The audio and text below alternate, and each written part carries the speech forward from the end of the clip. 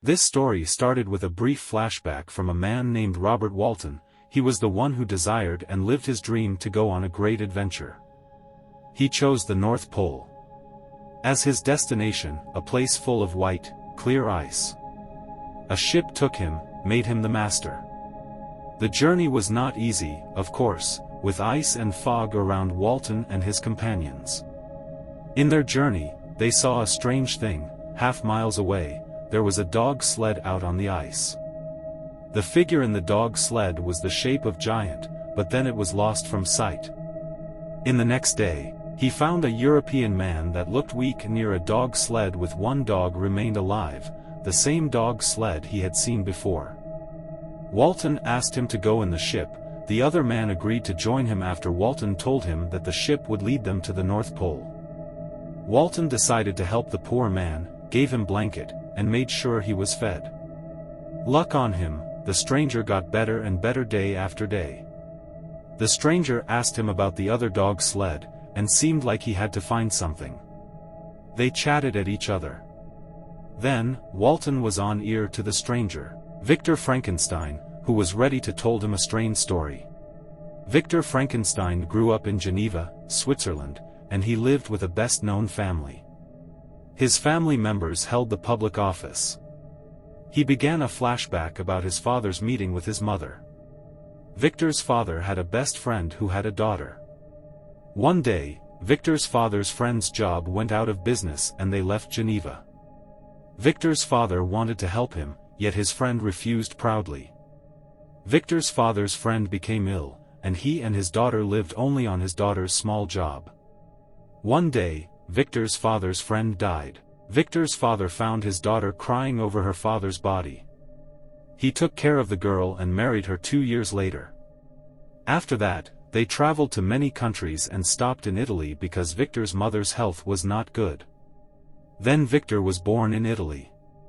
Victor lived a loving life with his parents.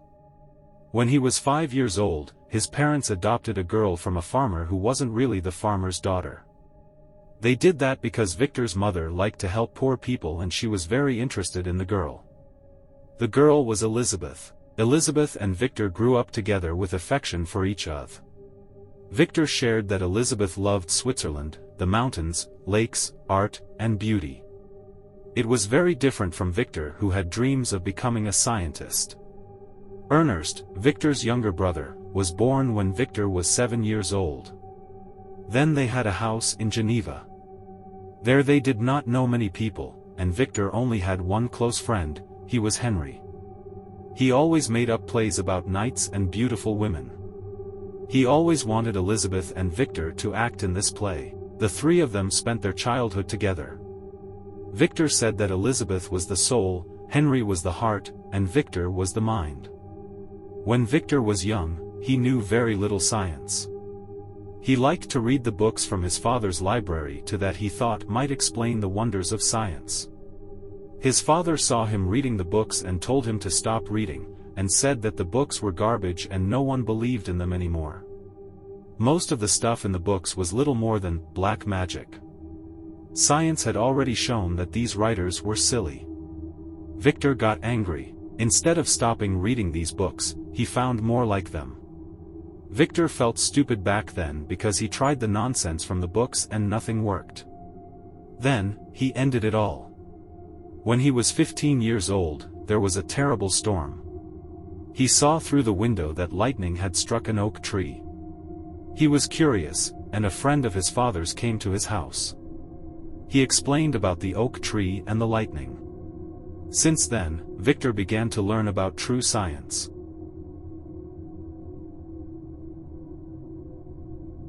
Victor's parents decided that Victor should go to university in Germany when he was 17. He was ready to go, but Elizabeth got sick, and then his mother got sick too. Not long after, Victor's mother died, and she left a will that she wanted Victor and Elizabeth to get married. After Victor's mother died, everyone was sad and Victor decided to stay a few weeks. Finally, Victor went to Germany when he has made peace with the situation. There, he met Dr. Kremp, who taught about science. Dr. Kremp was a rude man, and he laughed at what Victor read. Then, he met Dr. Waldman, who taught about chemistry. According to Victor, Dr. Waldman was better than Dr. Kremp. Dr. Waldman explained well and made Victor very excited. The next 2 years, Victor studied science and he made some discoveries in chemistry. He wanted to go home to Geneva, but something made him stay. Most of Victor's studies had been in chemistry. Now he decided to study human biology. He cut into dead animals, also people. It just so suddenly that he knew he could make things come to life. He started to think, should he start with simple animals? And if so, what ones? He was going to create a new kind of man and also thought that maybe he could bring the dead back to life. Victor robbed graves and cut up the dead bodies. He stole bones and organs. His work became everything to him. He didn't write to his family, never went out with his friends, ate very little and began to lose weight. He worked in a secret room at the top of his house near the university. Over a year passed. Victor received letters from his father. He was worried about him. But he couldn't write back. In November, he saw the creature's yellow eyes open. He had worked for a beautiful dream of creating life. But in that moment, all beauty was gone. He was filled with horror and ran from the workshop to his bedroom. He couldn't sleep. But finally, he wore himself out, and he dreamed he saw Elizabeth. Victor woke up with a start. Then he saw the creature lifted his bed covers, and that caused Victor ran outside. He spent the rest of the night in the yard. When morning came, he began walking through town. After a time, he found himself at the place where stage coaches from Geneva stopped. And his friend Henry stepped out. "My dear Frankenstein," Henry said.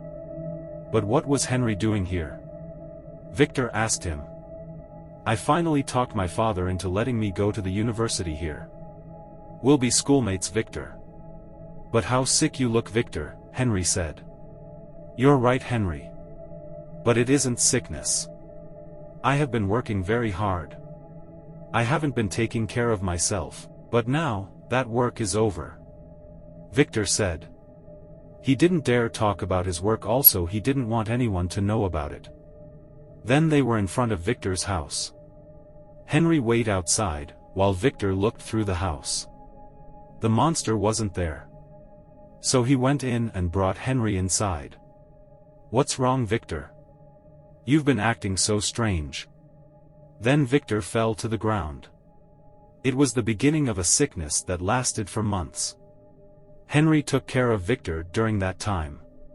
When he was better, Henry told him that classes were about to begin at the university. Victor didn't want to study science again. So, for the next 6 months, Victor went to Henry's classes with him. Then the school year ended. He began to get ready to go back to Geneva. When Victor just about to left for home, Victor received a letter from his father that William were dead, he had been murdered. The letter explained how William got murdered. Victor's father wrote that William had the print of the murderer's finger on his neck. Victor went to Switzerland right away. He got to Geneva quite late, and the city gates were shut, so he spent the night in a nearby town. Next morning he rented a small boat to cross the lake. His father's house was across the lake. The lightning flashed, the thunder roared, as if it was William's funeral song. The boat landed, Victor started to walk, then a big man figure caught Victor's attention right where William's body was found.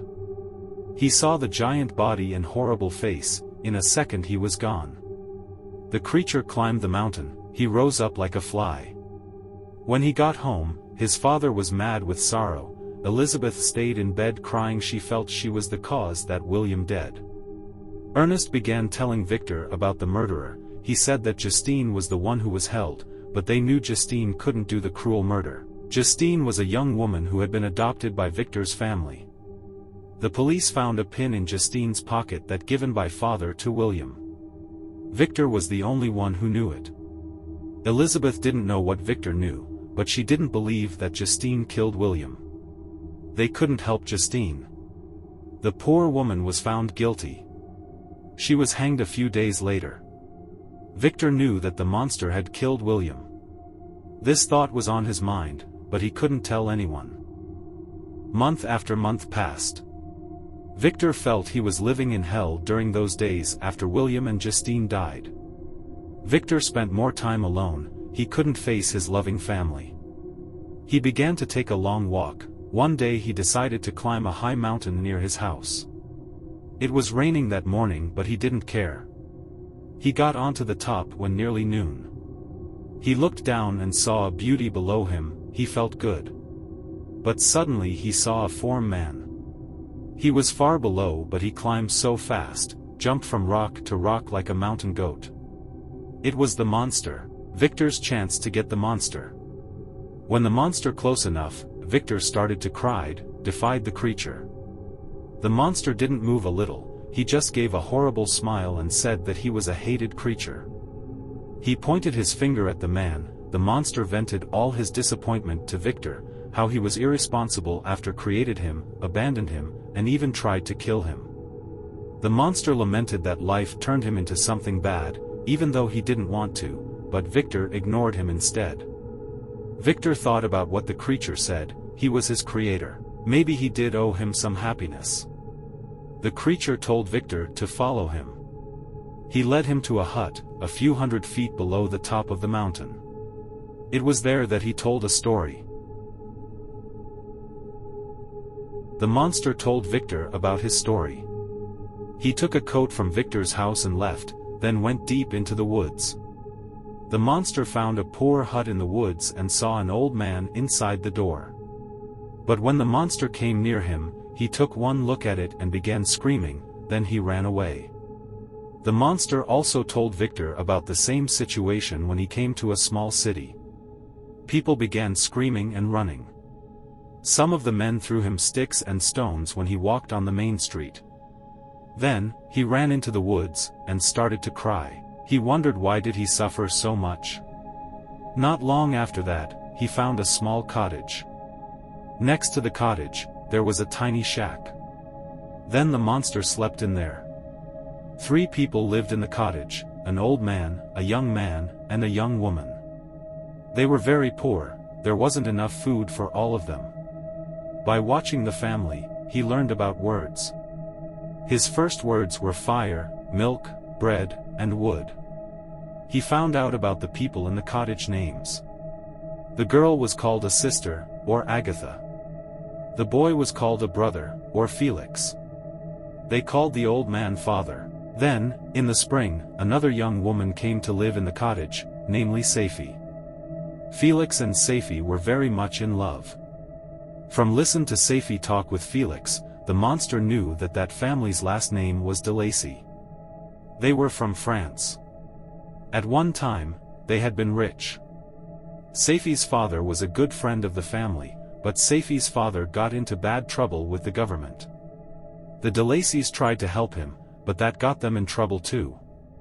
They lost everything they had. They had to run away to Germany and live in this small cottage. Then, Safi's father died. She came to live with the de Lacys. Safi and Felix were planning to marry. Safi didn't know how to read and write. So Felix was going to teach her. When Safi got her lessons in reading and writing, the monster watched and listened. That is how he learned to read. The monster found a box with the books inside that were written in French, the language he had learned. He read the books, and he also learned about human feelings and some history. He read one book which told a story about God at war with his heavenly, and there is a part about the creation of Adam. From that, the monster wondered where his creator was. The monster reads another book, which was in the pocket of the coat he took from Victor's house. The monster knew who and what he was, so he gave these notes back to Victor. He hates the day Victor gave him life. The monster knew that de Lacy was blind. He wanted to talk with him, but he was afraid to take this chance. Finally, he knocked on the door. He pretends to be a tired traveler in need of rest. Then they talked for a while. The monster told him about his stories. The young people came back to the cottage. The monster felt afraid, and he asked DeLacy to save him. The three young people walked in and saw the monster. Agatha fainted, and Safie ran screaming from the cottage. Felix tore him away from the old man. He picked up a stick and began to hit him. The monster ran from the cottage with tears in his eyes. The monster told him that he spent the night hiding in the woods after that day, and he felt sorry. When he went back to the shack, he heard that DeLacy was going to move away. After heard that, the monster felt so angry that he burned the house down, and he realized that it was Frankenstein's fault that made him a monster. He planned to begin taking some revenge. He went to Switzerland, where he met a young girl who accidentally slipped into the fast waters. The monster then helped that girl and saved her, but after she saw his horrible face, she began to scream. A group of men showed up and fired at the monster, and it hit the monster's shoulder, but luckily he managed to get away. This made the monster hate Victor Frankenstein even more because he made him so ugly. After reached the town of Geneva, he hid in a place near the lake and accidentally met a child. It was Victor's little brother. Seeing that child, the monster thought maybe he could talk to that boy, but that boy was too scared and terrified of the horrible thing he saw. He then grabbed the child's hand. The boy yelled and told the monster that his papa, Mr. Frankenstein, would hurt him if he did not let him go. That was when the monster knew that he was Frankenstein's child. Because the child kept screaming, the horrible monster tried to make him quiet, grabbed his throat, and accidentally killed him. He took the pin from the child's dead body and then went to the barn, where he met a young woman, Justine, and put the pin on her so the police would blame her. The monster then told him how lonely he was, and he wanted Victor to make him a company and he wanted it to be female. The monster keeps convincing Victor to make him another company, to make a wife for him. If Victor made him a wife, he promised that he would never hurt anyone again and that he would take his wife far away from anyone. Victor then agreed and made a promise. Victor then takes a month off his work and goes to England with Henry. After arriving in England, he then began to study at his college about science again to remake the monster. Henry and Victor then decided to take a vacation and went to the north. Victor found the place to make the monster. It was an island near Scotland, and Henry traveled to another place. Victor began the works with a lot of fears. He was scared that he would make another killer again. He was scared that maybe she would not agree to go with the other monster. He was scared if they would make children and make an entire race of monsters. He can't take it anymore and destroy all of the work that was almost done. The monster that has been following him gets angry and promises that he will destroy Victor's life. He said he would come to his wedding. After that, Victor went to his small boat and out to the sea. He fell asleep on the boat. When he opens his eyes, he's already in Ireland, and people arrested him for murder. Still full of confusion, Victor was taken to court. Victor was taken to the judge office. He was accused for killing a young man with the marks of the murderer's fingers were still on the corpse's neck. The three men in the judge office believed that a storm had stopped Victor from getting him away after killing a man. How shocked Victor was when the young man who had murdered was Henry, his best friend. Then, Victor was placed in the jail for the next 3 months. One day, his father visited and told him that he was found not guilty. He relieved, for he came back to the real world again. Not long after that, they went to Paris to meet doctors and heal Victor there. Then, he got a mail from Elizabeth, who still loved him. He was hesitant to marry her, afraid that the monster would come to his wedding and destroy it. But the man hadn't seen the monster for a long time. He thought it was dead. So Victor tried to be sure to get married. They returned to Geneva. Victor Frankenstein and the pretty Elizabeth finally got married. After that, they reached a hotel at 8 p.m. There was no sign of the horrible monster, but Victor was always on guard. He was in the basement when he heard Elizabeth's painful scream. His wife lied on the bed, dead. There were fingers marked on her neck. Through the window, Victor saw the lightning flashed, the monster he knew grinned at him. The man tried to chase and shoot the monster, but it seemed in vain. Sadness came upon him once again. He also had to face the death of his father who died of broken heart. Everyone he loved was gone. He thought of the monster. Victor tried to tell a judge about the whole incident, also about the monster. The judge believed him, but couldn't do anything. Made up his mind, he searched for the monster alone, felt ambitious to kill it. Victor decided to leave Geneva forever. Before he left, he visited the graves of William, Elizabeth, and his father. When he was looking down at the gravestones, Victor heard a laugh from the darkness. It was the monster. The monster said that he was happy. He also said that Victor would be unhappy and would be alone like the monster for the rest of his life. Victor ran to the spot where the voice had come from. There was no one there. He could see the monster, and he tried to follow him, but he left him far behind. Since that night, Victor have chased the monster all over the world. The monster has never gone near towns and cities. But now and then, someone spots him, and tells Victor. In this way, Victor have been able to follow the monster. Once he saw the monster get on a boat going to the Black Sea. He took the boat, too. Victor grew thin. His only food was the wild animals he could kill. The monster was so far north that he was almost at the ocean. Then he found a small village. The people had seen the creature. They told him of a giant who came to their village. He drove away a poor family and he headed north. Victor went after him. He would not sleep at peace until he caught the monster. Once, Victor saw him. He was far away on the ice. He went after him. Just as he was getting close, the ice broke up. The monster was gone and Victor was close to death himself. Then, Mr. Walton's ship found him. Victor was happy to have come on board because Mr. Walton was headed north, where Victor was sure the creature had gone. He wouldn't not give up looking for the monster.